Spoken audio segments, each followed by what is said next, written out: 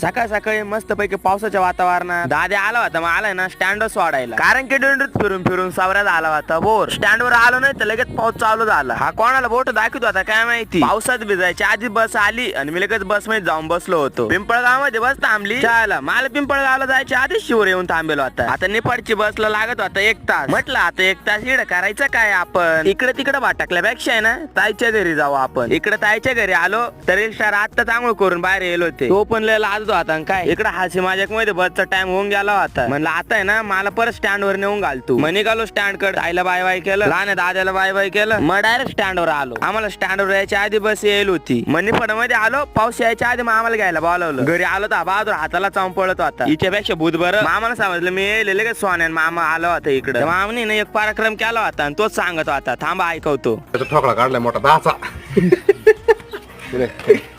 त्याच्या पाठीवर